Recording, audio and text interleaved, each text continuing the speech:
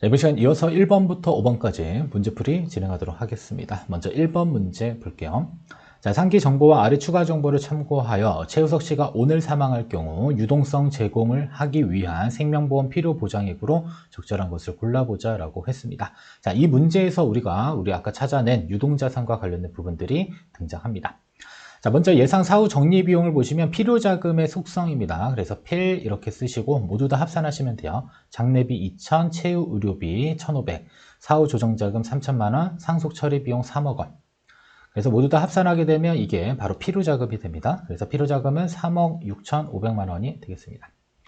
자, 그리고 유동자산 분리시 유의사항. 자, 국민연금에 유족연금이나 일시금 등 국민연금이 급부 고려하지 않는다라는 점. 자, 변액연금보험은 해지하지 않고 계속 납입해서 배우자의 은퇴자산으로 사용한다라고 했으니 유동자산으로 넣지 말아라는 거고요. 그다음에 부동산 및 골프회원권은 유동자산으로 고려하지 않는다라고 했습니다. 그래서 우리가 아까 설명해드린 일반사망보험금과 무목적 자산이 바로 유동자산이 되겠습니다. 자, 그러면 14 플러스 무목은 이미 계산을 한번 했습니다. 얼마였냐면 하나 4, 3, 5, 2, 5천원. 자, 그러면 딱 봐도 필요자금보다 일단 유동자산이 넘쳐 흐릅니다. 자, 그러면 어느 정도까지 넘쳐 흐르는지 차액을 계산하시면 자, 7억 7,800, 그 다음에 52만 5천원. 자, 이만큼 초과되기 때문에 추가적인 생명보험은 필요 없다라고 보시면 돼요. 볼게요. 유동자산이 일단 778, 그 다음에 52, 5천원 정도 초과하기 때문에 추가적인 보장은 필요 없다. 그래서 정답 5번이 되겠습니다. 됐죠? 쉬운 문제입니다. 쉬운 문제. 이런 것들은 지문 분석만 잘하면 쉽게 풀 수 있으니까 지문 분석 잘 해주시고. 자, 두 번째로는 추가적으로 필요한 생명보험 필요 보장액입니다. 니즈 분석과 관련된 부분이고 자주 등장하니까 여러분들 잘 문제 푸셔야 됩니다. 자, 다음 질문을 참고로 현재 최우석 씨 사망 시 막내 독립 시까지의 부양가족 양육비 플러스 배우자 생애 수입에 필요한 자금에 대한 자, 추가적인 생명보험 필요 보장액으로 가장 적절한 것을 골라보자. 자, 이미 보험이 있으니까 일단 필요자금 산출해서 한번 차감을 해서 부족한 부분이 있는지를 확인하는 것으로 생각하시면 되겠습니다. 자, 그러면 니즈 분석과 관련돼서 첫 번째로 필요한 것은 배우자의 나이입니다. 그래서 배우자는 현재 50세. 자, 두 번째로는 막내 나이입니다. 막내 나이는 18살입니다. 좀 나이가 조금 있죠. 자, 그다음에 막내 독립 시기는 29세. 그러면 쭉 가서 29.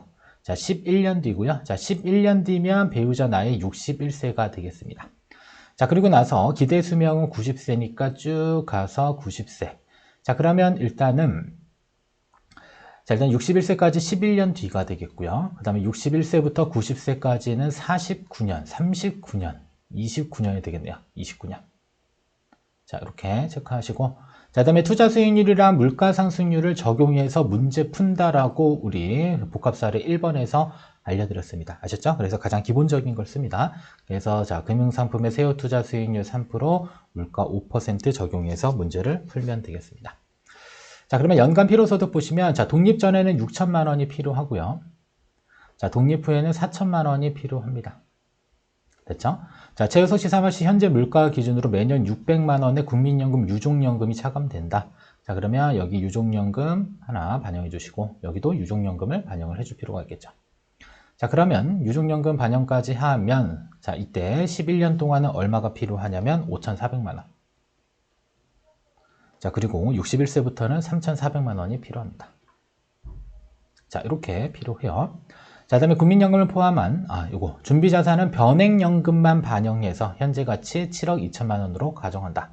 그러면 여기는 유동자산을 안 쓰고 변액연금만 준비자산으로 쓴대요. 친절하게 7,200만 원만 빼라 이런 부분이고요. 자, 그리고 국민연금을 포함한 모든 소득은 기시에 발생하며 매년 물가 상승률로 인상되고요.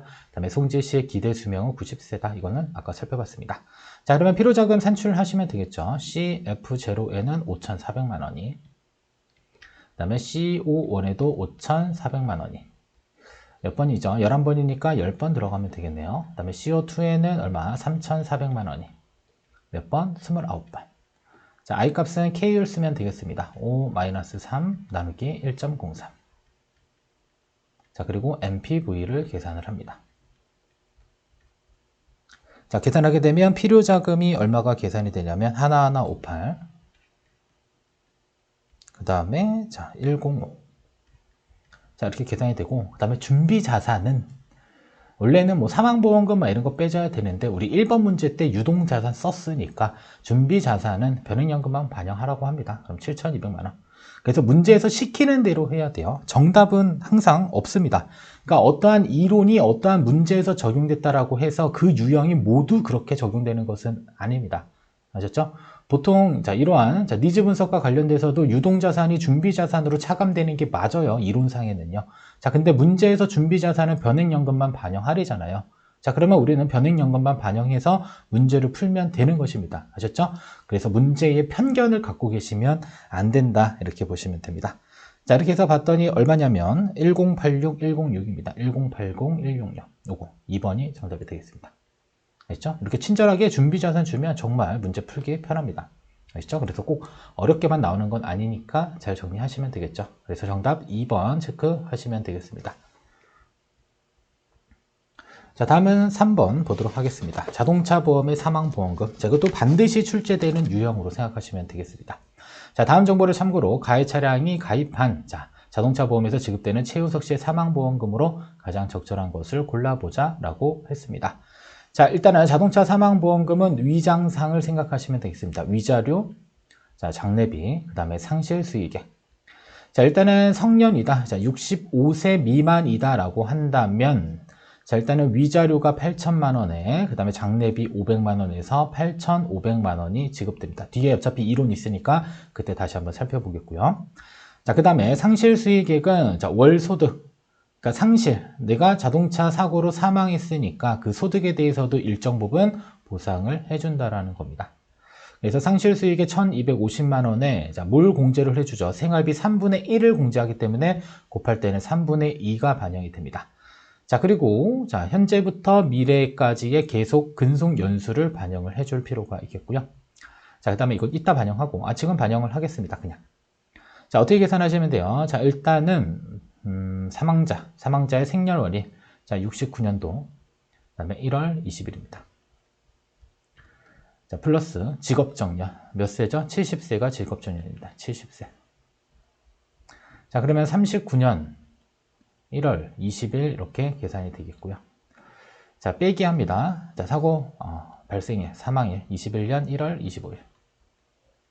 자, 일단은 1단위는 신경 안 써야 되겠죠. 음수이니까, 일단 음수이니까 하나는 빼오는 건 맞습니다. 자, 그러면 여기 12가 반영이 돼서 계산하면 11. 자, 그리고 39에서 20을 빼면 10. 여기 하나 빼왔으니까 38에서 20을 빼면 17년 되겠네요. 자, 그러면 17년 11개월 반영하시면, 자, 215개월로 계산이 됩니다. 어떻게 계산하는 건 알고 계시죠? 17년 곱하기 12 더하기 11 해서 계산하면 됩니다. 그래서 215개월 이렇게 반영하시면 되겠고요. 자, I값은 라이프니츠 계수 5 나누기 12가 반영이 됩니다. 자, 그리고 위자료와 장례비를 우리는 재무계산기로는 CF0 값이 되겠고요. 상실수익액은 CO1이 됩니다. 그리고 라이프니츠 적용해 주시고, 그 다음에 MPV. 자, 끝이 아니죠. 과실상계까지 합니다. 과실상계 30%의 과실 비율이니까 0.7 반영하시면 되겠죠. 1-0.3 해서 0.7이 반영이 되겠습니다. 자, 이렇게 해서 계산을 하면 되겠습니다. 자, 그러면 얼마가 계산이 되냐면, 자, 886, 861. 886, 861. 자, 그러면 정답 3번으로 체크를 할 수가 있겠습니다. 3번 체크. 자, 그러면 내용은 문제는 풀어봤으니까 이론만 잠깐 정리하도록 할게요. 뒤에 가서 이론. 자, 일단은 자동차 사망보험금 관련돼서, 자, 위자료 나이 있습니다. 65세 미만의 경우는 8천만 원. 그 다음에 65세 이상의 경우는 5천만 원 지급되고요. 자, 장례비는 500만 원 지급이 됩니다. 자, 그리고 상실수익액은 월평균 소득액의 3분의 1 생활비 공제하기 때문에 3분의 2 반영해 주시고요. 그 다음에 사고일로부터 예상 근로 나이에 해당되는 근속 연수를 반영을 해줍니다. 그리고 라이프니츠 적용해가지고 과실상계 후 사망보험금을 계산을 할 줄 아셔야 되겠고요. 자, 두 번째로는 후유장애와 관련된 부분들도 있습니다. 자, 문제가 출제된다라고 한다면 상실률입니다. 자, 일단 100% 해당자보다는 당연히 100% 미만이 나올 확률들이 좀 있다라고 보시면 되겠고요. 자, 그다음에 65세 미만의 경우는 4,500만 원, 그다음에 65세 이상의 경우는 4,000만 원이 기준점으로 적용이 됩니다. 자, 여기다 노동능력 상실률 100% 미만 50% 이상자에 해당되는데, 만약에 60%다라고 한다면 여기에 가까운 60%가 반영이 되는 것이고요. 자, 그다음에 85%의 비율은 고정값입니다. 아셨죠? 픽스되어 있는 값이기 때문에 외우셔야 되겠습니다. 자, 그리고 후유장애 50% 미만이면 위자료 인정일기 표로 주어지고요. 자, 그다음에 후유장애의 경우는 뭘 적용을 안 해줘요? 지금 장례비라고 하는 게 없죠. 사망사고가 발생된 것이 아니기 때문에 장례비는 존재하지 않습니다. 자, 그리고 상실수익을 계산할 때는 월 평균 소득액에다가 노동능력 상실률이 들어갑니다. 생활비 공제하는 것이 아닙니다. 그리고 사고일로부터 예상 근로 나이까지의 기간을 반영해 준다라고 보시면 되겠고요. 그다음에 라이프니츠 계수 5 나누기 12 적용은 동일하고, 과실상계를 적용해서 과실상계 후 사망보험금을 계산할 수 있다, 이렇게 보시면 되겠습니다. 됐죠? 자, 다음은 4번 문제 보도록 하겠습니다. 자, 상가의 종합환원율. 자, 일단은 공식을 하나 좀 적어 놓고 갈게요. 자, 일단은 종합환원율 계산하는 게 여러 가지가 있습니다만, 이 문제에서만이에요. 이 문제에서는 종합환원율을 이와 같이 계산을 하고 있습니다. 먼저 외우시고 볼게요. 자, 최우석 씨의 부친 최진철 씨는 최근 상가 G와 상가 H의 수익성을 비교해서 둘 중 수익성이 낮은 상가는 매도할 예정이다. 자, 상가 G와 상가 H의 수익성을 나타내는 종합환원율을 이용하여 내린 의사결정으로 가장 적절한 것을 고르자고 했고요. 자, 임대보증금 운용 이율은 5%이다. 자, 그럼 임대보증금 운용 이율은 우리 NOI 계산할 때 반드시 들어가는 부분이다라고 보시면 되겠고요. 자, 그러면 상가 G와 상가 H의 뭘 계산을 해야 된다? NOI를 계산을 해 주시고, 자, 그 다음에 자, 부동산 가치로 나눠서 R값을 찾아내는 게 숙제가 되겠습니다. 자, 그러면 부동산 관련 정보를 가시게 되면요. 일단 G와 H가 있죠. G 먼저 계산을 해보면, 자, 월세가 있습니다. 가 이렇게 해서 월세 500 곱하기 12 그러면 6,000. 자, 그 다음에 보증금도 있죠. 보증금 운용수익 300만 원 곱하기 5%. 자, 이렇게 하면 얼마가 되나요? 150만 원이 되나? 잠깐 계산한 걸 볼게요. 1,500만 원이군요. 자, 이렇게 됩니다. 자, 그리고 나서 뭐 공실과 그 다음에 뭐 영업 경비에 대한 내용 없습니다. 이렇게 합산하면 7,500. 자, 얘를 상가의 가치로 나누면 됩니다. 15억. 자, 이렇게 해서 종합환원율 R값 계산할 수 있습니다. 계산하면 5%. 자, 두 번째로는 H. 자, 가공유형수 가는 자, 월세 150. 맞죠? 곱하기 12. 1,800만 원. 자, 그 다음에 임대보증금 2천만 원 있네요. 자, 2천만 원에 5%. 자, 2천만 원을 5% 하면 100만 원. 자, 합산하게 되면 1,900만 원이 계산이 됩니다. 됐죠? 자, 그 다음에 나누기 가치 5억. 자, 이렇게 해서 계산하게 되면 3.8% 계산이 됩니다. 자, 그러면 수익률 측면에서는 당연히 G가 더 우수하다라고 볼 수가 있겠네요. 다시 위로 올라올게요. 쭉쭉쭉쭉 올라와서. 자, 찾아보시면 상가의 종합환원율은 몇이에요? 지금 G 상가의 종합환원율 5. 자, 그러면 일단은 정답은 2번이 돼야 되는데 실제 정답도 2번인지를 확인해 보면 되겠죠. 그래서 실제 정답도 2번이 됐네요. 근데 문제 난이도가 좀 쉬운 편입니다. 자, 상가의 종합환원율 5%, 그 다음에 상가 H의 종합환원율은 3.8%로 상가 G의 종합환원율이 약 1.2% 더 높기 때문에 상가 H를 매각하는 것이 유리하다. 수익률 측면에선 그런 거예요. 수익률 측면. 알겠죠? 근데 뭐 딱 봐도 그냥 G가 더 좋아 보이잖아요. 수익도 많이 나오고. 그죠? 뭐 이렇게 생각하시면 되겠습니다. 아무튼 근데 우리가 계산해야 되는 부분들이고, 자, 중요한 건 뭐다? NOI 나누기 R이 아니라 NOI 나누기 V는 R. 이렇게 해도 우리가 종합환원율을 계산할 수 있다.